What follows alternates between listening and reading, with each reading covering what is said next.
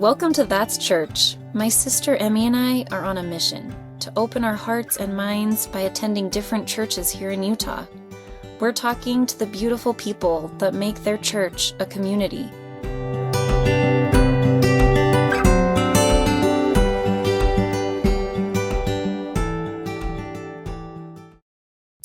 The Islamic religion has been a pleasant surprise for us, and we are here with Maysa Kergaye to share a piece of the beauty that we've discovered with our listeners.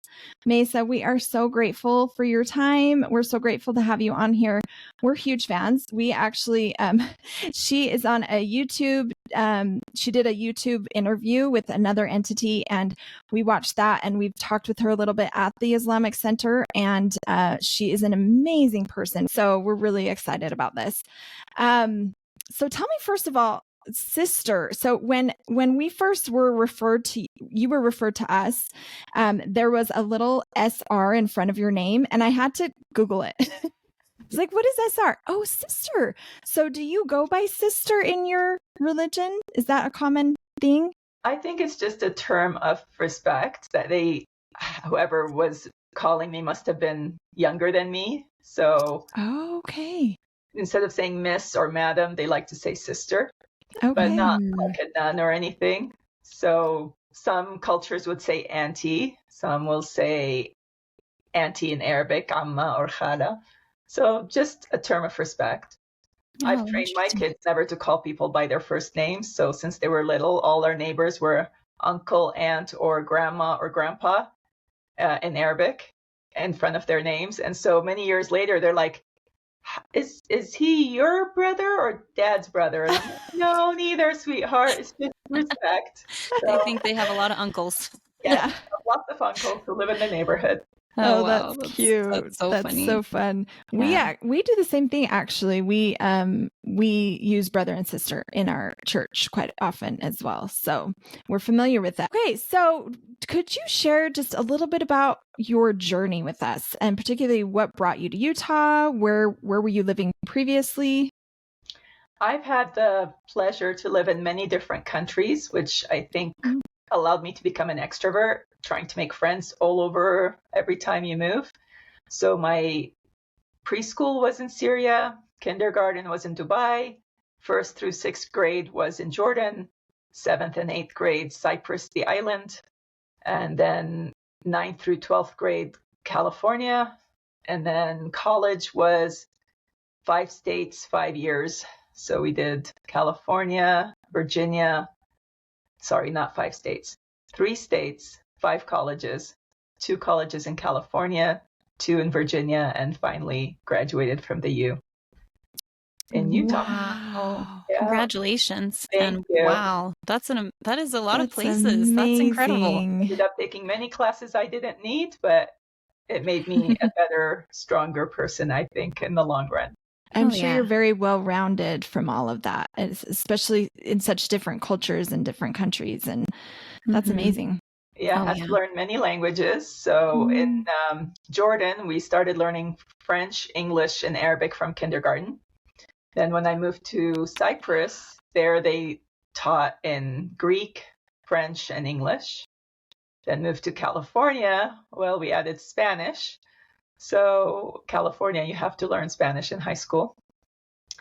And so 5 languages, but I wouldn't say I'm fluent in all 5 anymore.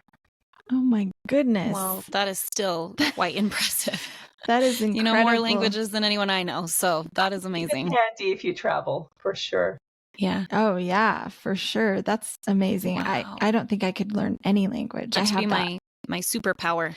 Yeah. Just to know all of the languages. How amazing would that be? But without the work of actually learning. Yeah. That would be cool. So it sounds like you came to Utah for school to study at the U, or I got married halfway through my college career. So met my husband while he was visiting in California, but he's born and raised in Utah. So the first chance he had to move back to Utah from DC, he took it. And so we've been here. Well, I've been here now 31 years in Utah. Oh, wow. And you've still lived so many places and been here quite a while. That's amazing. Really incredible. And And you're so involved in the community. Tell us a little bit about that. Well, luckily I'm an extrovert, so I like to get involved. And very early on, I asked my neighbors, how can I get to be part of the church activities? And they're like, you want to be part of it? I'm like, yes. So they got me into Relief Society and get on the email. And then we started doing cooking classes and sometimes exercise classes, and just helping in the community. Then you start getting involved with your kids and kids programs at schools and PTAs. And then somehow I got involved with interfaith work, and we opened the Speakers Bureau back in 2000, weeks before September 11. And then we got really, really busy going into schools and giving presentations and trying to clear stereotypes and misunderstandings. Wow. And you still do that to this day, right? You speak in schools and wards and things like that. Yes, it's been very wonderful. I don't advertise it as heavily as I used to. Okay. We used to have 20 speakers. Now we have maybe 3. So I just figure just repeat customers we've been taking. But if somebody wants to, of course, invite us, we're still happy to take as many opportunities to talk as needed. And who's we? Is it you and the imam, or? No, we have a few people who were trained with me 20 years ago. We trained a lot of people, but many of them have either moved or passed away or got too many kids or hard to get away. Want to do it, you know? So we're down to 3 people now. Yeah, I'm sure that was so needed after September 11th, because there were some unfair stereotypes that went around. So that is really incredible that you guys did that. And that was part of why we were so excited to have you on here, because we just admire all of your volunteerism and everything that you've accomplished. It's been a wonderful journey. I did get a chance to volunteer in other capacities. I was on the board of the Crossroads Urban Center, and then a few years as a chaplain volunteer at University of Utah Hospital, and then 10 years at the prison. Just started out as teaching Zumba in the prison, and then found out they also needed Islamic education. So we switched to that in the end for the last 10 years. Wow. What was that like? Give us just a little glimpse of what that was like in the prison. It's all about breaking stereotypes. And people go, you go to the prison? Are they scary? Are they this? Are they that? And I say, they're just people who made the mistake and sadly have to pay time for it, because sad, some are mothers, grandmothers, daughters, and they really, I feel bad. I don't think we should have a prison system, honestly. It doesn't really fix the problem, and it just punishes their loved ones, limited experience. Yeah. I feel like I've helped, and I've kept in touch with some who have come out and fixed their life and got their career, got married, had children. So it's nice to see the success stories, for sure. Oh, for sure. Yeah, you definitely have a beautiful soul. And I feel similarly with prisons. I feel like there are other ways that maybe people could be really rehabilitated rather than holding them in a cell. And for me, I think I would just go crazy rather than becoming a better person, and maybe there are opportunities I'm not aware of within the prison system, but I think there's so much more that could be done.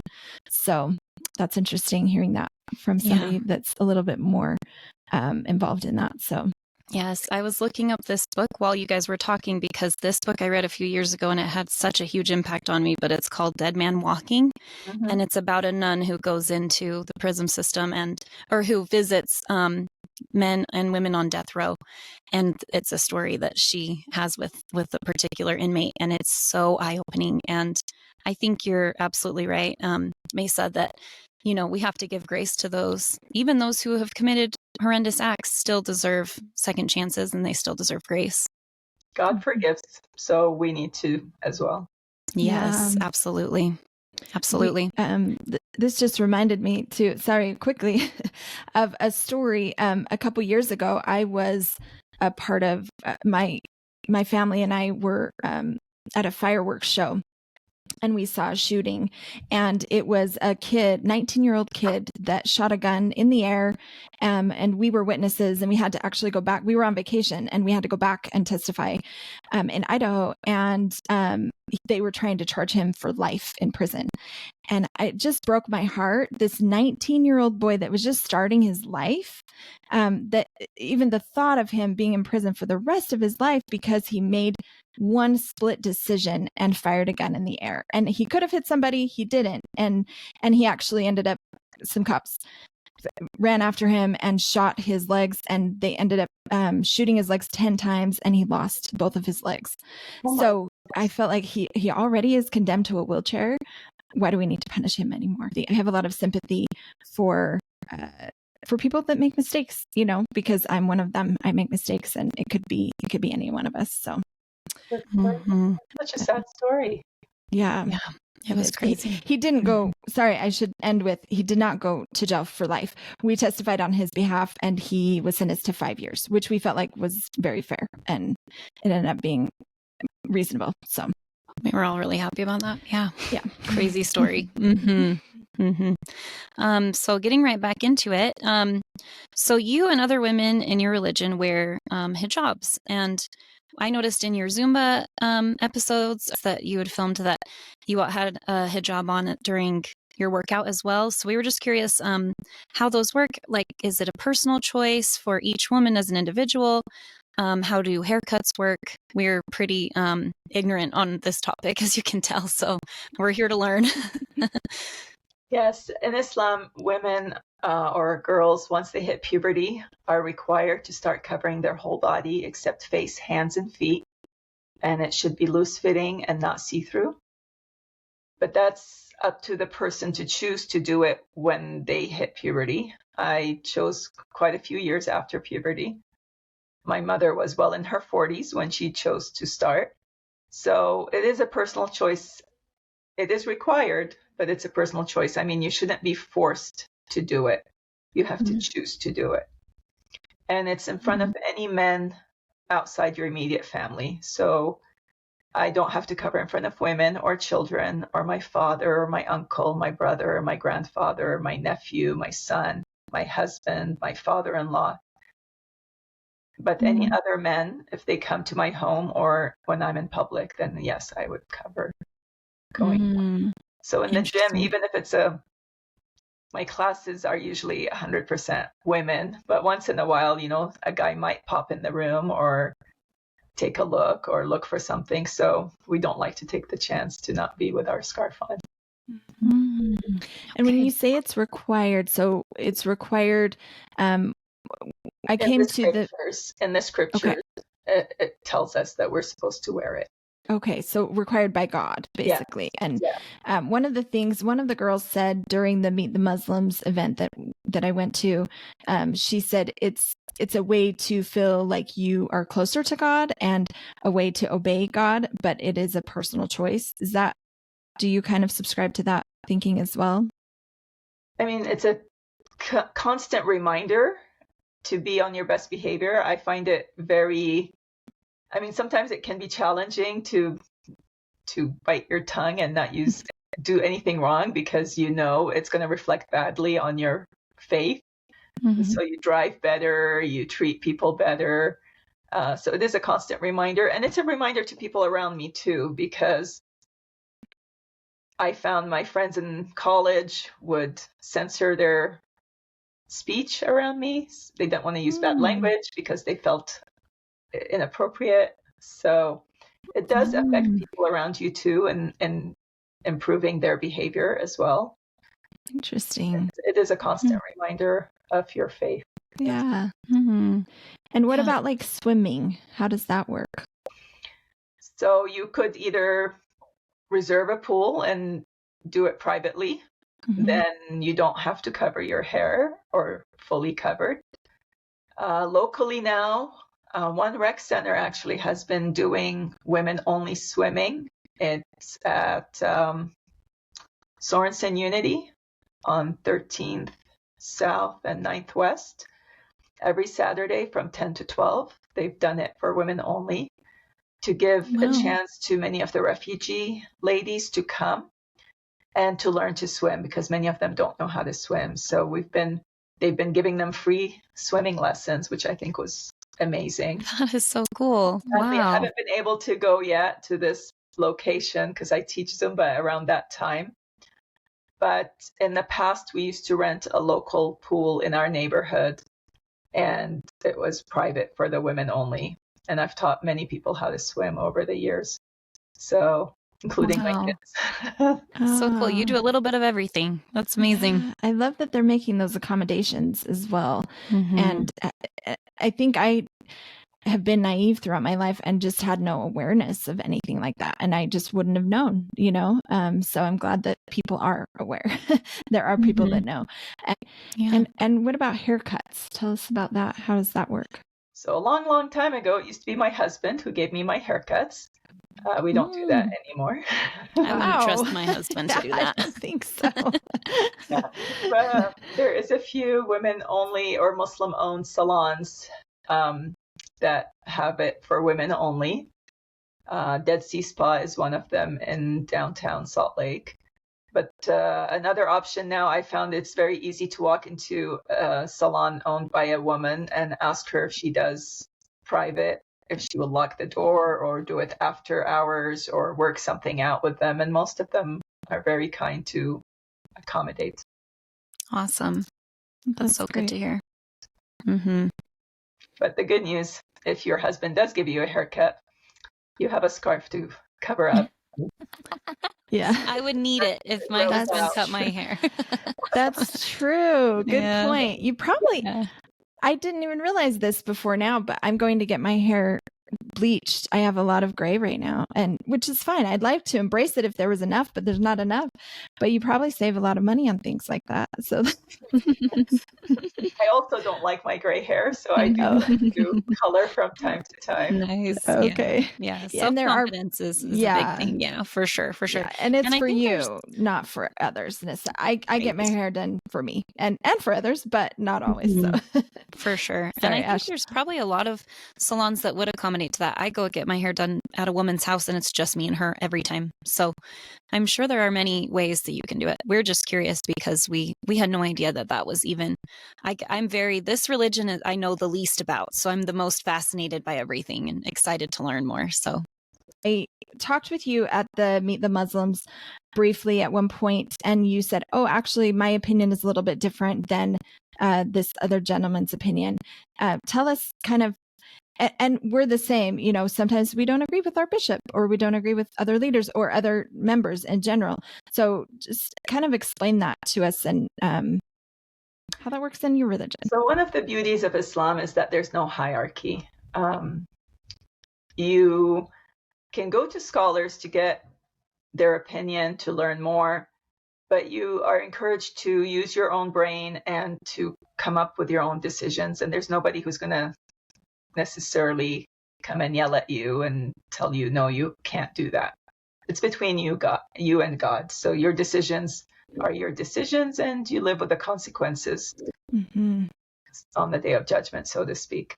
Love that. So I don't recall what the question was that I had a difference of opinion with, but let me tell you, I have a difference of opinion with a lot of people all the time. So it's all as do good. we. You're a strong woman.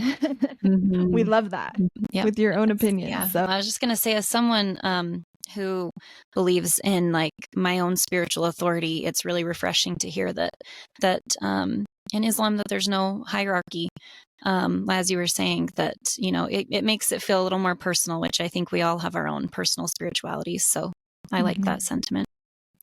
Can I ask a question also that I didn't put in your questions? And so if you don't want to answer it or you don't know the answer, we can just edit this out completely. But when I was at the Meet the Muslims event, Imam Shuaib mentioned a miracle that Jesus performed. This is kind of off topic, but a miracle that Jesus performed involving a bird or a dove, a miracle that's not in our New Testament, that is something that you all believe in. Can you explain that miracle to us? I meant to ask him that question and we forgot. So when it comes to Jesus, Muslims believe in Jesus as a prophet of God, and they believe in the miracles that he performed, whether it is healing the sick, bringing the dead to life, healing the leper. But we give him two more miracles. One is that he spoke as an infant. So as a baby, he kind of cleared the air and absolved his mom of any wrongdoing, and that he is a prophet of God. And he later in life gave a clay bird life.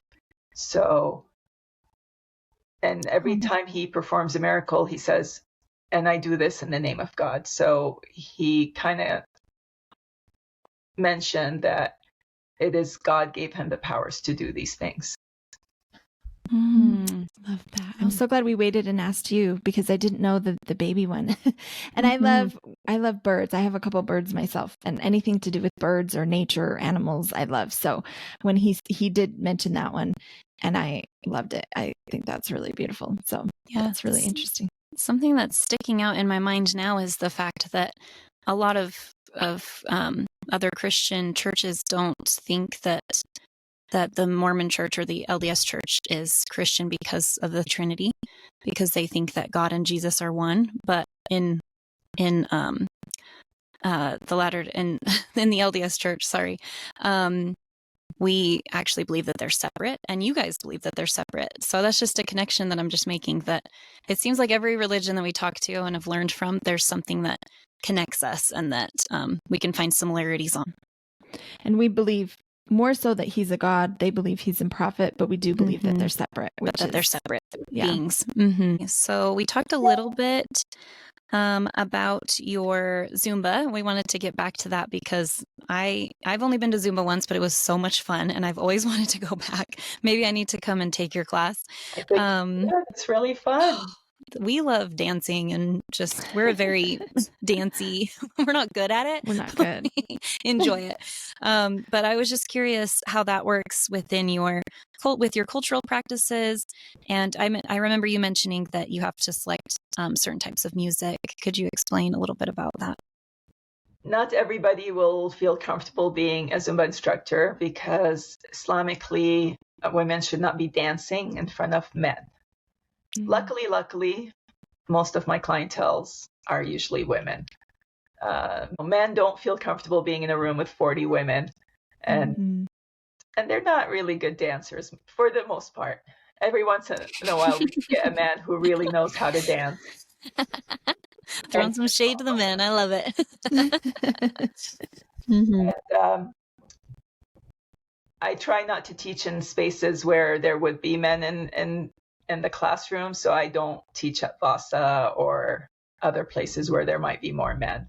But I started out teaching at Curves, and at Curves it was women only. And then I slowly worked myself into different places that I felt comfortable teaching at. I taught at Salt Lake Community College for a while, and then it got awkward. We had quite a few young men in the class, and my husband didn't feel comfortable, and I said, no worries, me neither. So I dropped the class. And at first it was one class, then two classes. Now it peaked to 10 classes at one time. Now I'm down to 5 classes a week. So of Zumba, that is. Wow, that's a lot still. 5 classes. I need to cut back still. No, do it. That's you can tell it's one of your passions. So it's an addiction almost. Wow. Yeah. My friend teaches Zumba, and or not Zumba. She teaches high fitness, and I can't make it even once a week most of the time. That's a lot. That's a lot of time, but that's amazing that you're able to do that. And I try to not have too many suggestive moves or anything too much in my dances, and try to pick my music to be clean. Every now and then people would like a song in class and then buy it, and then they go, our version is nothing like your version. I say, yeah, I make sure to either buy the clean version or I will edit the music to take some words out of the song. Smart. So, yeah. Well, it's your class, so you can, you know, it should be your comfort level. Yeah, for sure. And do you wear, I know you're supposed to wear to your wrists and your ankles. Does that get hot? Do you wear the same clothing during working out? So I do wear conservative clothing while working out. And if it does get warm, eventually it'll cool off, because when you get warm, you sweat. And when you sweat, you get wet. And when you get wet, you cool off. Mm-hmm. Yeah. True. Very and true. I just had a question just came to my mind. And again, you don't have to answer it if you don't want to, but how do you feel as a woman? How do you feel when other women don't dress the same way? Do you feel any sort of way with women around your husband? Like we are, I'm wearing a short sleeve shirt. Like, does that make you uncomfortable when your husband's around? Like, how does that work? Well, I'm not going to send him to the beach for sure. But no, I mean, if you're dressed in what's considered normal, it's fine. And even if it's not normal, it's your choice. But my husband's job is to lower his gaze if he's around women who are skimpily dressed. He's not supposed to stare at them and look at them and or any of that. I like that. That's part of his modesty rules. Right. That falls on him, not on the woman, which I appreciate. Mm-hmm. Yeah. Could you share your personal experiences with Ramadan and just kind of explain it to us? I'm intrigued to know. Also, I've heard that you often make food during your fast for other people. Mm-hmm. That just seems so impossible to me. So tell us how that works for you. So one of my favorite stories to share, and I hope she doesn't mind me sharing it in public here, is Peggy Fletcher Stack from the Salt Lake Tribune. She always writes pieces in Ramadan. And many, many years ago, she said to me, I always write pieces, but I want to do more. I want to experience Ramadan. I said, great. So I said, well, as you know, we fast from dawn till sunset, no food, no water from dawn till sunset. But at that time, Ramadan happened to be in mid-June. And she goes, I don't know if I'm ready to fast till 9 p.m. But tell you what, I'm going to fast in February and experience it in February. I said, okay, no worries. So she did. She fasted from dawn till sunset for a whole month. And then we celebrated together, and she had a great experience. The following year, she goes, okay, I want to up my game. What else do you do in Ramadan? I said, we do extra prayers. We always pray 5 times a day, but we also pray at night, and we do extra prayers. She goes, okay, I'm going to pray 5 times a day. Not the way you guys pray, but I'm going to just take a break from my life and pray at your set times. I said, wonderful. So at the end of the month, we did a little celebration at her work, and her boss tells me, it's really funny watching her watch the clock to make sure to pray right on time. And I said, it doesn't work that way. She has a window of time. She can pray the prayer from like 12 till 3 p.m., not right at 12. So she didn't realize that. Just got to get it in there. I know. She wanted to pray at 12. So I thought that was funny. That's so cute. But she really, again, enjoyed that aspect of it. And then the following year, she goes, okay, I want to up my game again. I said, okay, well, we try to read the whole Quran in Ramadan, because what makes Ramadan holy is that the Quran was revealed in Ramadan. So she goes, okay. So that year, she read all of the Quran while she was fasting, which I give her kudos for doing, because it's my own scriptures, and I barely finished reading it once in Ramadan. And she did that. And I said, wow. Again, we celebrated. Again, she was always doing it in February. The following year, she goes, okay, I want to do more. I said, okay. In Ramadan, we try to do more acts of charity.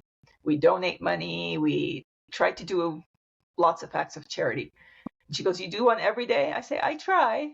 So she tried. She said, didn't quite make it every day to do an act of charity, but I did more than I normally do, and it was wonderful. I said, well, you have a full-time job. It's understandable if you get busy. Then the final year, she came to me and said, okay, I came across this quote, and I don't understand about Ramadan. I said, what is it? And she said, it says that Prophet Muhammad said that some people only get thirst and hunger out of Ramadan and nothing else. What does he mean?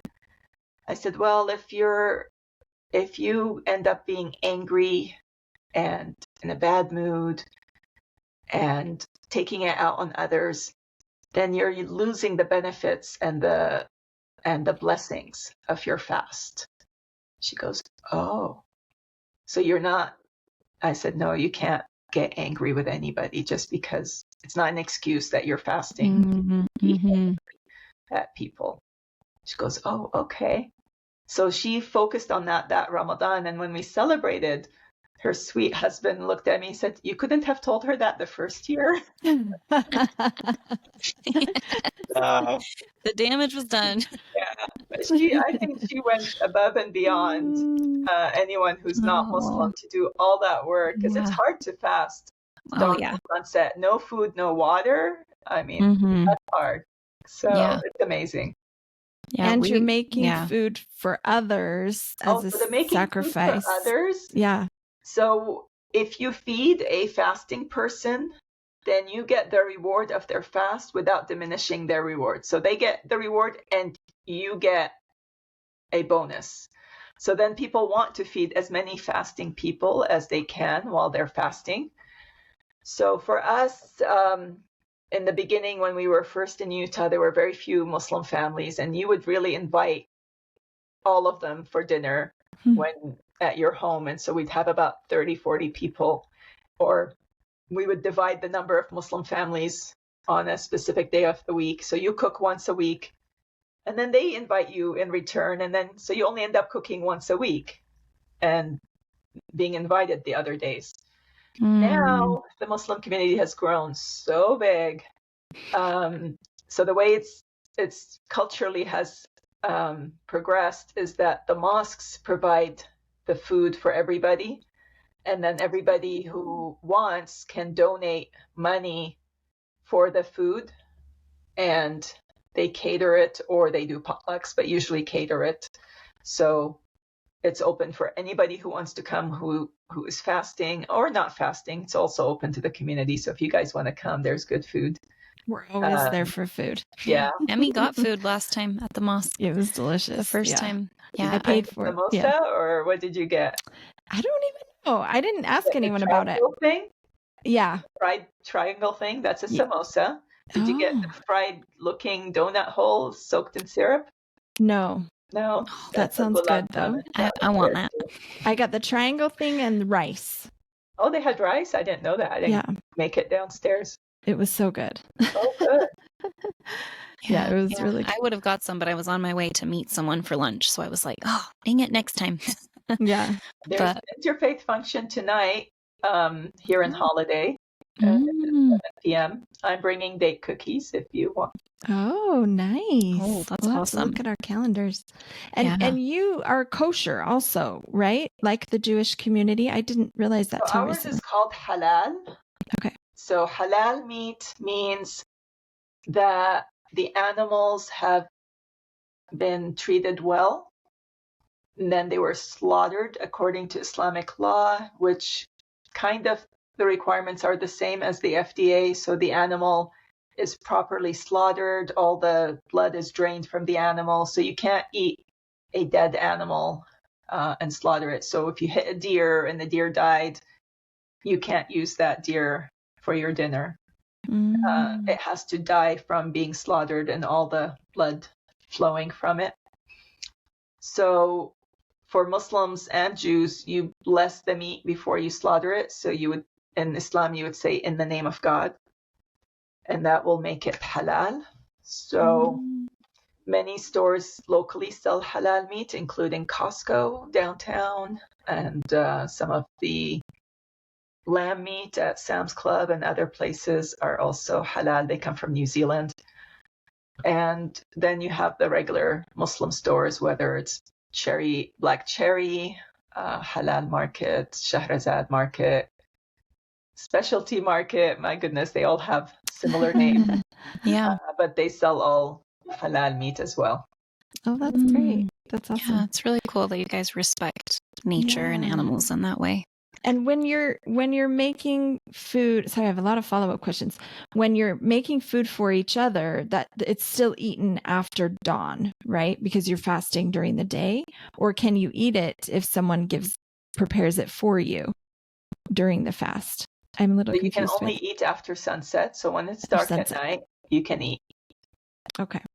So you said you get up early in the morning to eat and then fast throughout the day, correct? Yeah, so you get up before dawn.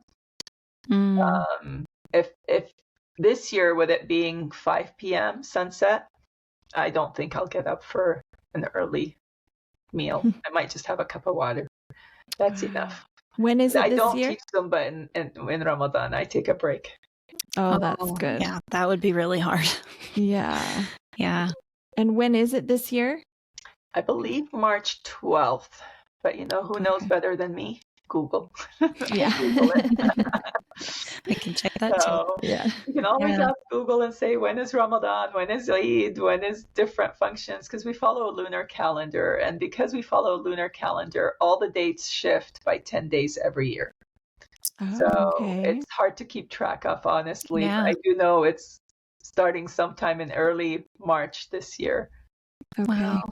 And it's amazing to me you're fasting while doing all of those things, serving others, making food for others, praying more than normal, which you already pray 5 times a day. That's really amazing and commendable and inspiring. It's a re-energizing time. It's a very spiritual month. You really feel your spirit getting re-energized.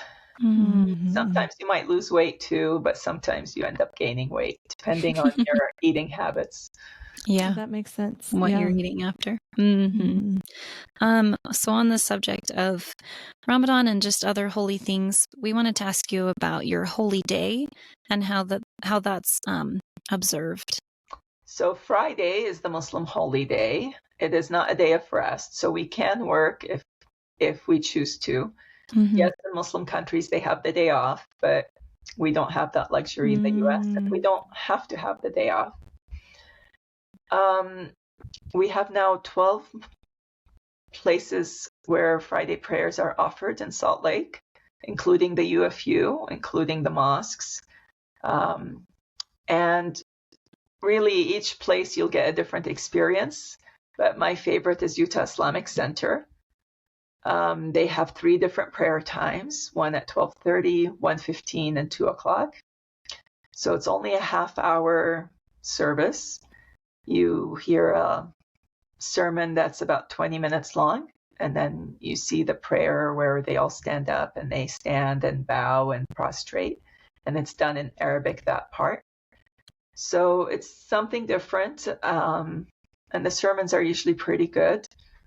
And then you have lunch you can buy for $7, and sometimes it's shawarma, sometimes it's biryani, sometimes. So it changes every week, and you get to taste yummy different foods. Yes, that's what we attended, and it was beautiful. We especially loved the Friday prayer too. Mm-hmm.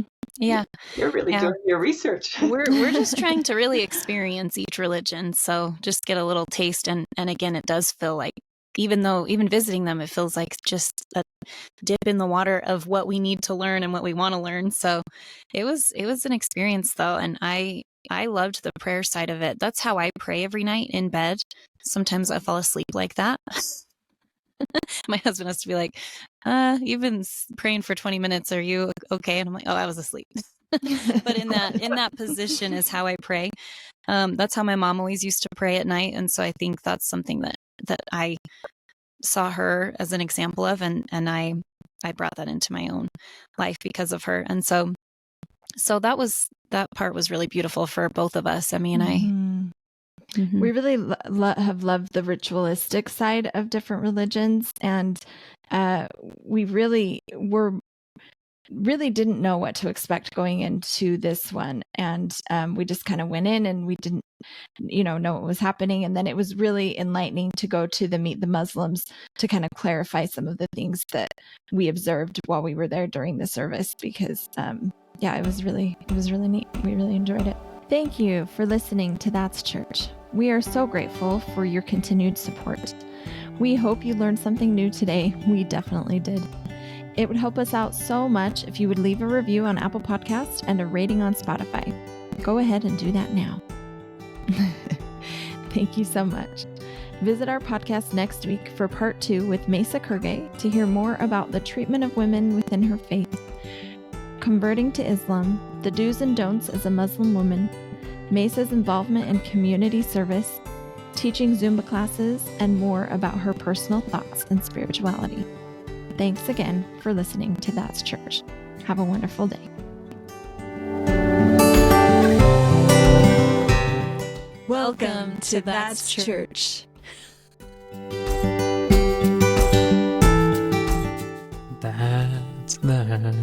That's church.